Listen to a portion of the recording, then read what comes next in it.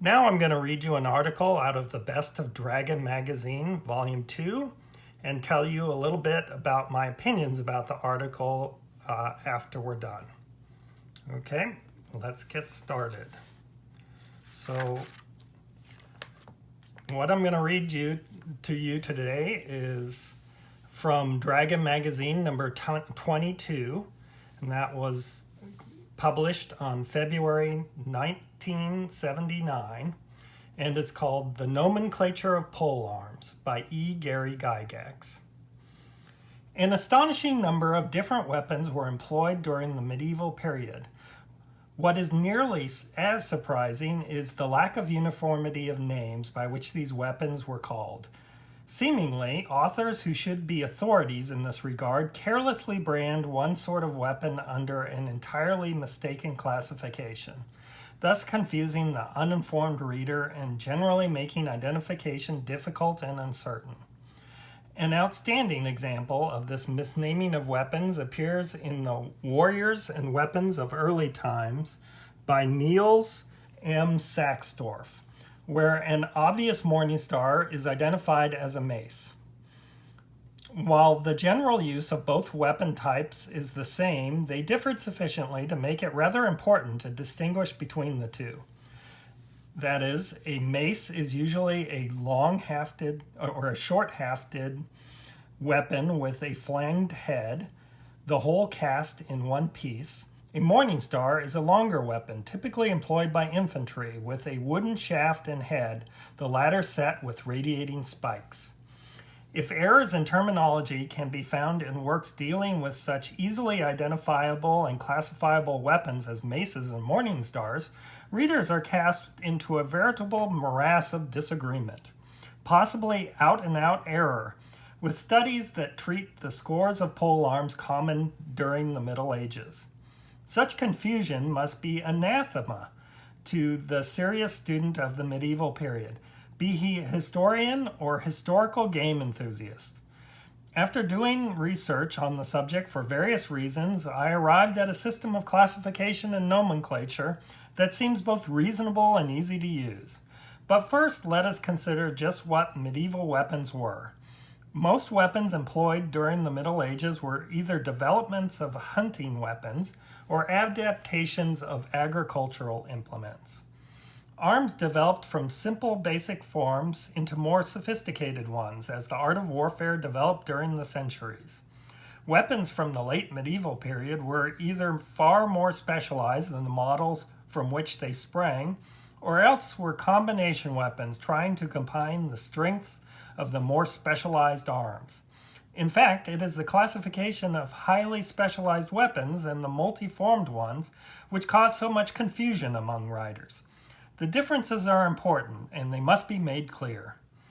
To begin with, a definition of a polearm should be set. A polearm is, in its simplest terms, a weapon on the end of a stick. Polearms are infantry weapons.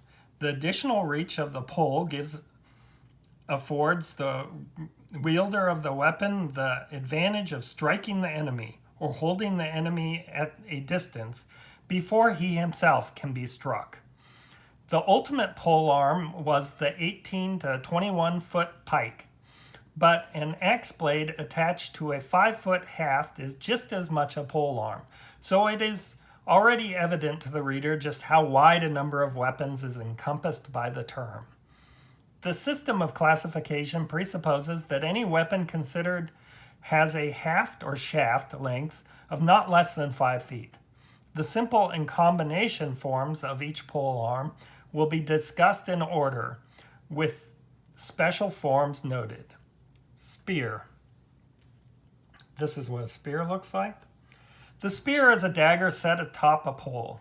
It is so ancient a polearm that it is not generally mentioned in the class, but the spear is such a weapon. It is principally a thrusting weapon, but if a broad blade is used, such as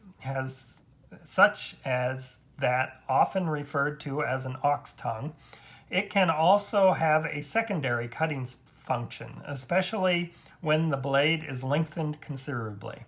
Spears of 12 feet or so in length are often referred to as ash spears in English writings, and when they reached such length, they were often confused with pikes.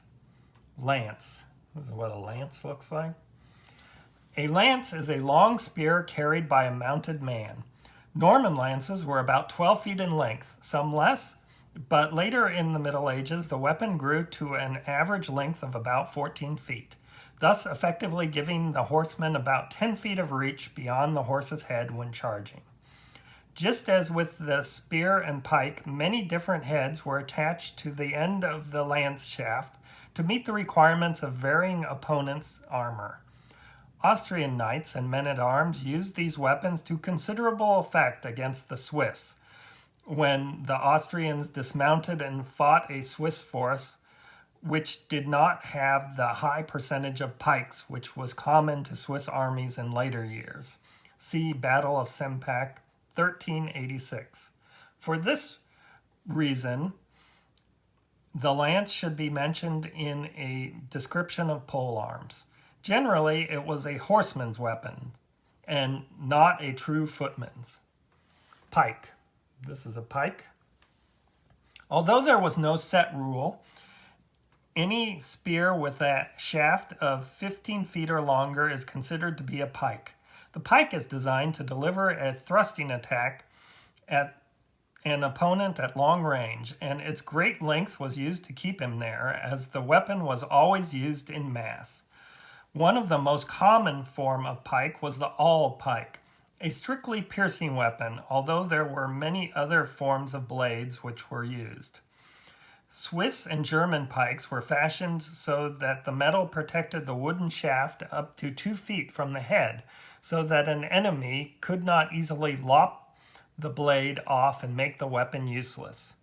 We now come to the many specialized and combination forms of the dagger on a stick.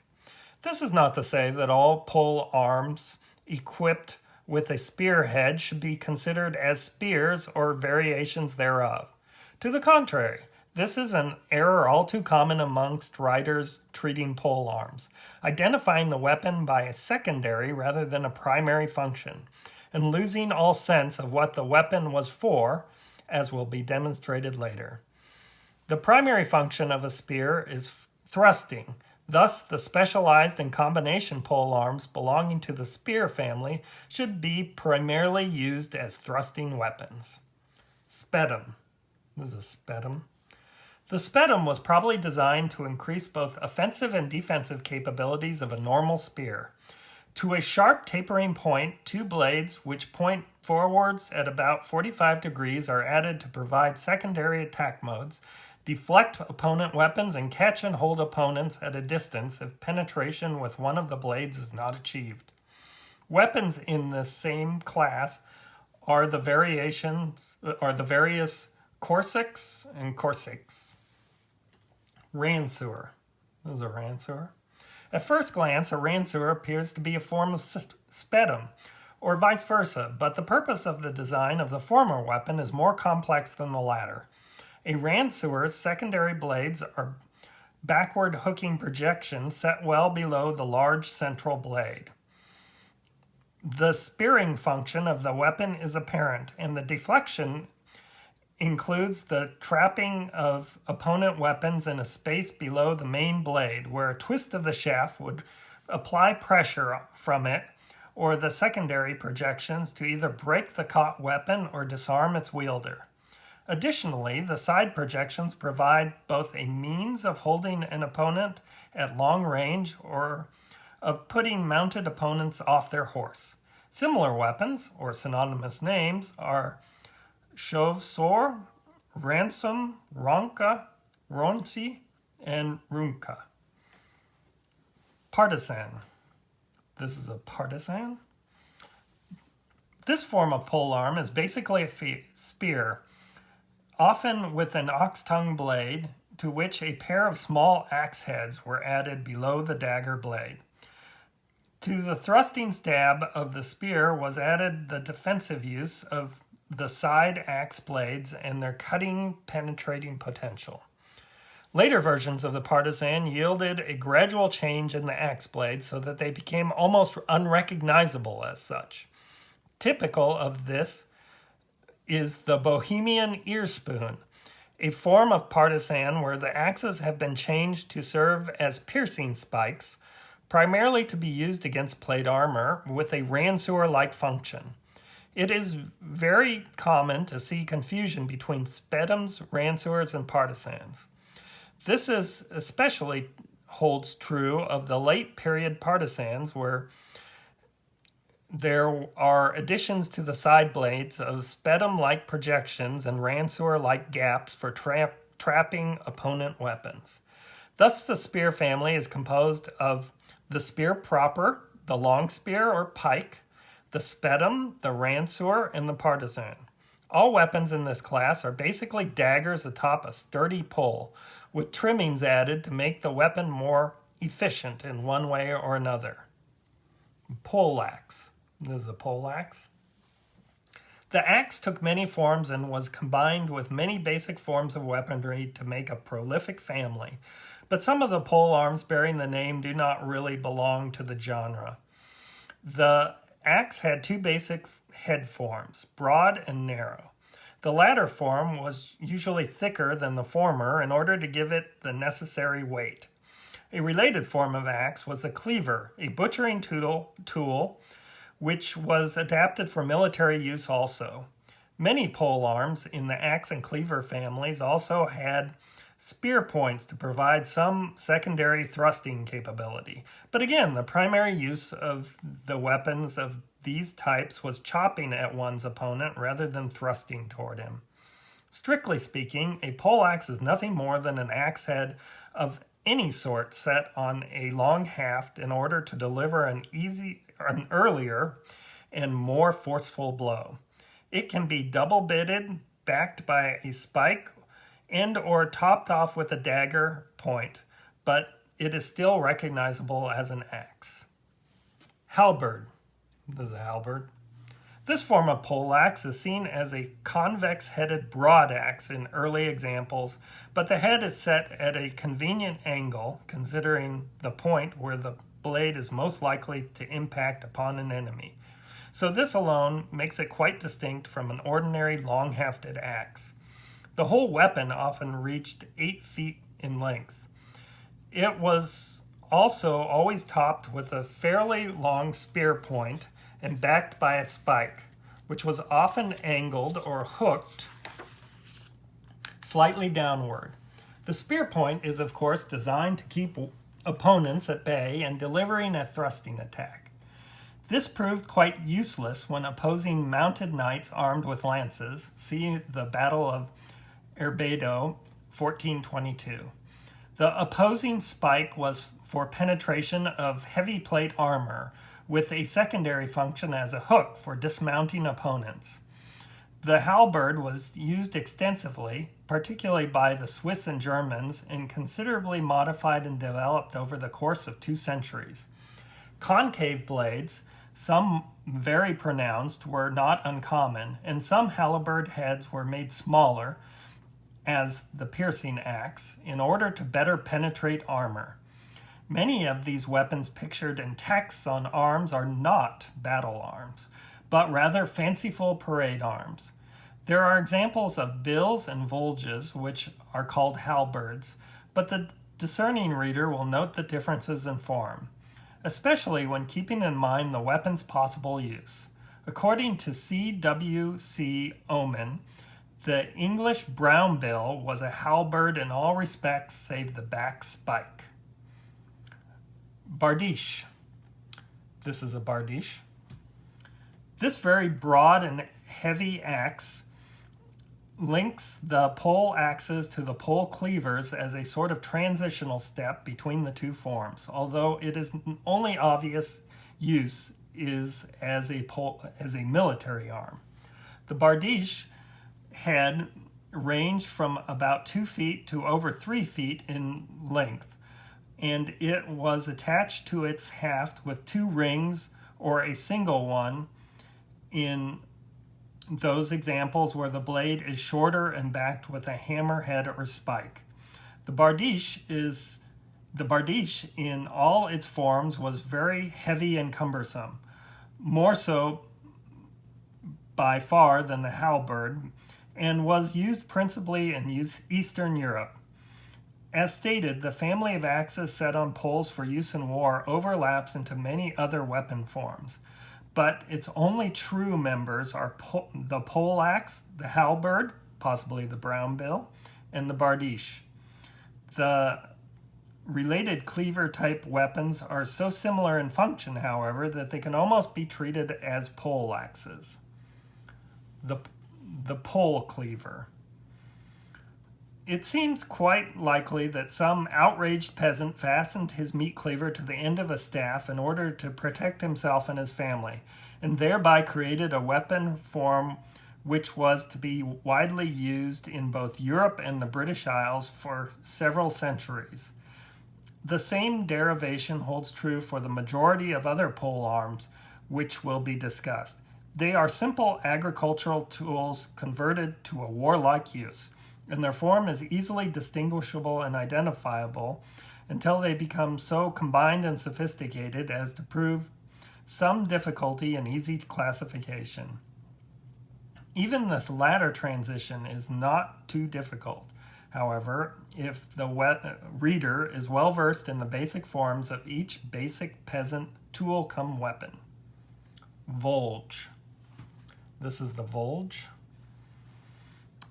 Place a hefty cleaver at the end of a long, stout shaft, and the leverage which the pole arm gives to the wielder will enable him to cleave through armor. The volge has no provision to keep the enemy at a distance in a simple form, but if the top, front, or back edge is ground down so as to provide a pointed or dagger-like tip, the weapon assumes a more complete form. The volge was sometimes backed with a spike or hooked spike to make a crude guisarme volge, a combination form weapon which will be depicted later. The Lochaber axe. This is the Lochaber axe. In its early crude forms, this weapon is the same as a volge. Development of the Lochaber axe added a hook to the weapon, either as a tip or a blade backing, and in this form it is nearly identical to the guisarme volge. To all intents and purposes, the two forms are so nearly the same as the types of volges they resemble that there can be no real differentiation between them as far as function and form are concerned. Continental Europe developed the pole cleaver as the volge, while the Scots in the British Isles developed the same thing and called it the Lochaber axe. Both types of pole arms were developed to deliver a powerful cleaving blow, just as the poleaxe family were designed to do. Both forms had secondary functions which were aimed at keeping enemies at a distance or dismounting them. Facard. This is a facard. This weapon is a development of the scythe or sickle. Set upon a long pole, the curving blade of a facard could be used for both cut and thrust, though it is to be strongly suspected that it did neither too well. Furthermore, the weapon offered little in the way of parrying or catching holding, and had no provision for dismounting opponents in its early and more common form. Later models included a back hook to dismount horsemen, but the weapon was still not efficient, and it passed out rather quickly, although its combination form, the facard fork, remained. Glaive. This is a glaive. Having employed just about everything else, there was no reason not to add a single-edged knife to the end of a staff also. This family of arms is as small as the facard family and about as efficient. The glaive is a knife-bladed spear. It has the thrusting function of a spear and the secondary cutting function of the convex blade of the knife. The weapon was rapidly enlarged in the blade in order to give it a greater cutting function as well as a cleaving attack. As with a spear or facard, however, it was not overly effective at holding opponents back, nor did it have piercing or dismounting capabilities. So modifications produced the glaive guisarme, which is discussed in combination arms section. The increase in the size of the blade of these weapons brought some to a point where they nearly merged into cleaver-type weapons. The guisarme.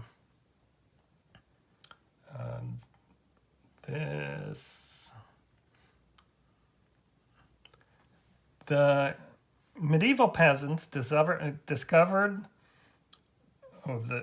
is the guisarme. Medieval peasants discovered that their pruning hooks made reasonably effective pole arms. The provocation which necessitated such a development was undoubtedly considerable, but the upshot was likely to have been as unsatisfactory as having no weapons. Pole arms of the sort, called guisarmes, were soon modified into highly efficient combination weapons. This class includes most couteaux de briques, although some identified as such are glaive guisarmes. The guisarme was furnished with a sharp cutting edge along its convex side, probably from reverse spike to hook. The spike, of course, could be used to penetrate armor when the weapon was swung, and the curved hook provided an ample means of pulling horsemen to the ground. Deficiencies in this form of polearm are apparent. No spear point for thrusting and only one projection for penetrating.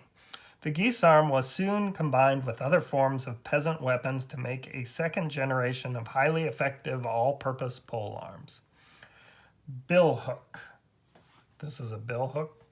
The English billhook was almost exactly the same as the French guisarme, but its concave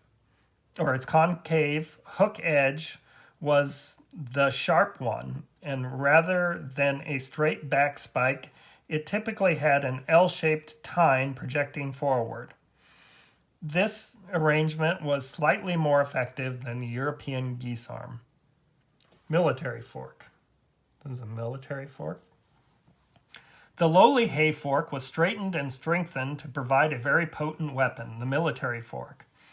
This pole arm had two efficient piercing points for holding off an enemy, and sometimes a shorter third tine in the crotch of the fork so that opponents were channeled into a third attack.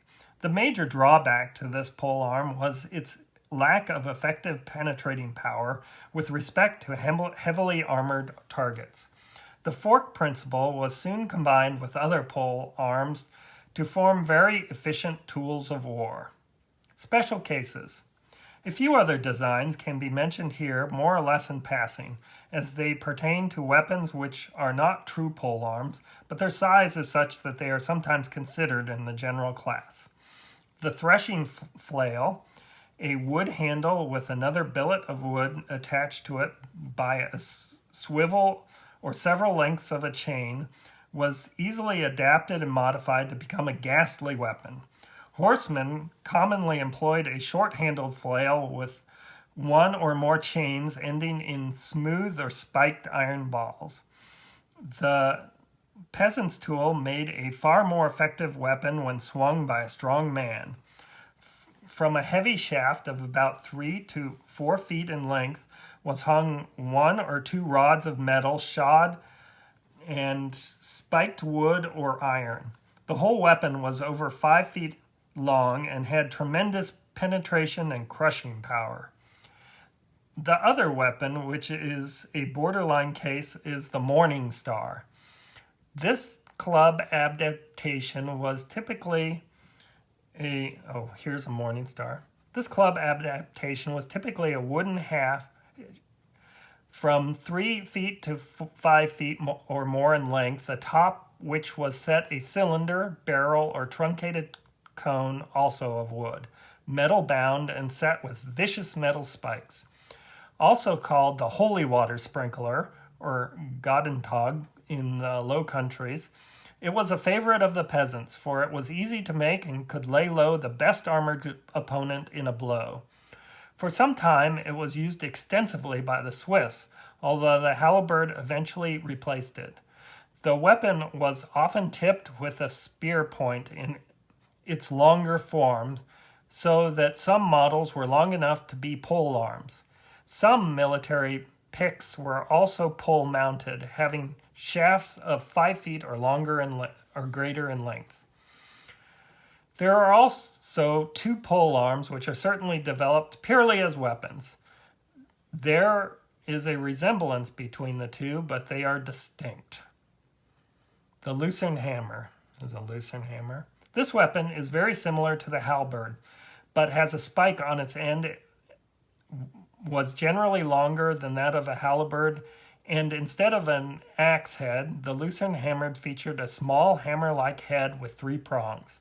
Evidently, this function was not as efficient against armor as the axe blade, for it was replaced by the halberd among the ranks of the Swiss after the 14th century.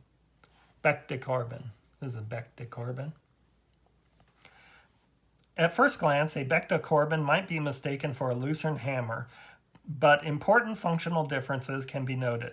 The bec de Corbin was used late in the Middle Ages and into the Renaissance by knights and nobles, not by commoners. Its heavy crow's beak blade was designed to puncture the heavy plate armor common to upper-class warriors. In this weapon, the beak is the major feature. This is backed by a flat hammer head or a clawed head somewhat similar to a Lucerne hammer's, and the end spike is more blade-like and far shorter than the allspike of the Lucerne hammer, for the latter weapon was not so specialized. Common weapons. Combination weapons. These varieties of polearms were developed to compensate for weakness of simpler weapons or to enhance already powerful ones. Technically, all polearms with a secondary spear tip for thrusting can be considered combination weapons. However, this sort of improvement was done so often and could be done so easily to most weapons that it is necessary to ignore secondary spear tips when classifying polearms. By the same token, a partisan could be considered a combination weapon, but since it was primarily used as a thrusting weapon, I believe it should be classified as part of the spear family. Foccard fork. This is a Foccard fork. There are 2 general forms of this combination weapon. The first followed the typical Foccard form with a single spike set to project from the back of a scythe blade. The second reversed the scythe blade so as to have its concave cutting edge faced toward the opponent, the blade being more curved and sickle-like, and a spike tipping the pole end or projecting from the scythe blade. Foccard guisarme. This is a Foccard guisarme. This weapon is nothing more than a scythe blade backed by a heavy hook for dismounting opponents. Glaive guisarme. This is a glaive guisarme. To the heavier and longer glaive head was added a guisarme hook to enable the wielder to jerk horsemen from their seats. Guisarme volge. This polearm is similar to the Lochaber axe, but the hook is formed from the blade of the volge itself, not added separately. Guisarme volges featured the pointed tip or spike so as to make the weapon as all-purpose as possible. Bill guisarme. This is a bill guisarme. There are quite a number of designs of the bill guisarme. Each type has the following features: a sharp spear or awe point, a large hook formed from the body of the weapon, a back spike for armor penetration, and several sharpened edges. Some forms of the bill guisarme have a sufficiently heavy blade and cutting edges placed so that they are actually volge-like. This form of polearm persisted the longest of all, save the pike and halberd, for it was certainly efficient in all its functions: piercing, holding off, cutting, penetrating, dismounting, and cleaving. The scorpion is a typical form of bill guisarme. One final thing needs comment. Sometimes a weapon with an added feature is identified as the added part rather than as the major weapon. For example, an axe head attached to the end of what is basically a spear, the partisan, is not called a pole axe, for the length of the shaft and the predominant employment of the point make it rather obviously a thrusting weapon with added secondary functions. A glaring example of misidentification is found in Stone's A Glossary of the Construction, Decoration, and Use of Arms and Armor.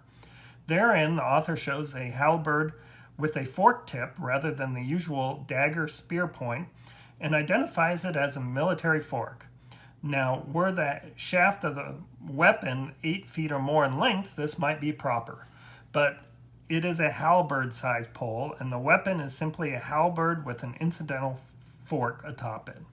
Confusion regarding certain combination weapons of the Fakard glaive, Volge, Guisarme bill types is certainly understandable, and care must be taken in identifying such weapons.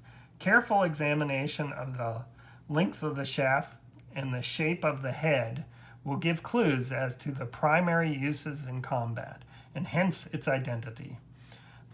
The polearm was developed in order to put infantry on even terms with cavalry.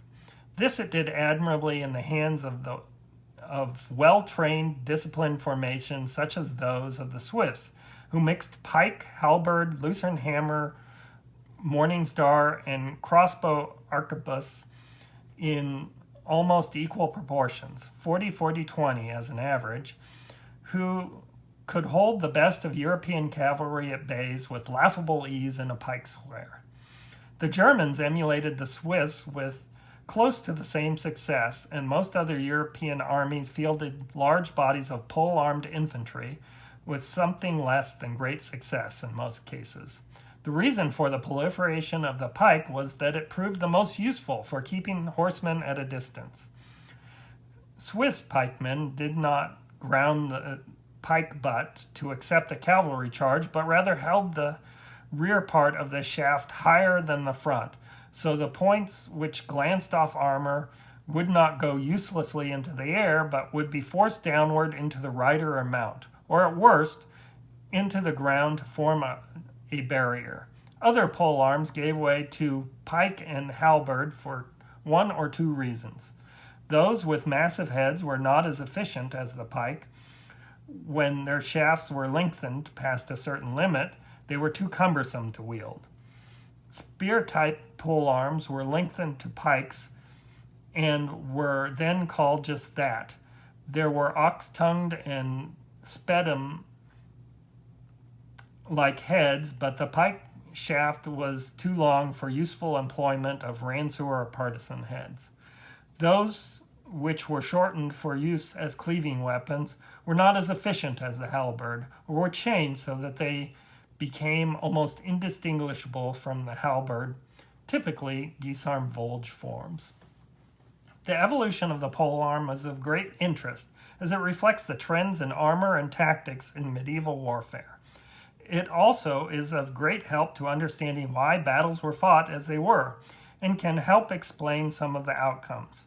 My system of nomenclature is derived from early reading of the Encyclopedia Britannica and Folk's books, see below. Further study and careful observation of weapons has brought it to its current state, by no means positively final, complete, or unimpeachable, but nevertheless useful and logical for accurate identification and naming of medieval polearms. And then it ends with the big bibliography. And I guess, I think the most important thing, at least for Dungeons and Dragons, for this article is actually in the paragraph up here where it says the pole arm was developed in order to put infantry on even terms with cavalry. And it did admirably in the hands of well-trained, disciplined formations. And, this is really what, this really shows that actually pole arms, while they may have made sense in the sort of original chainmail miniatures war game, is actually in Dungeons and Dragons, adventurers should not, for the most part, be using pole arms. And the first part is that essentially, for the most part, adventurers are not fighting cavalry, and that was the primary purpose of pole arms, was to make infantry, competitive with cavalry. And the second part of it is actually that pole arms were most effective when they were in trained, disciplined formations, which is not what a typical Dungeons and Dragons adventure is doing. Is they are not fighting cavalry, and even if they were, they wouldn't be, in trained, disciplined formations, but would actually be fighting in melee. And so the effectiveness of pole arms actually, and the choice of pole arms, should be something that player character adventurers should rarely choose. It could actually, be meaningful in sort of high level adventures where the adventurers are commanding armies or leading nations, in which case they might equip their hirelings or their armies with pole arms in order to fight cavalry or to even fight dragons or some such. But in terms of the typical dungeon adventure, the pole arm is unsuitable.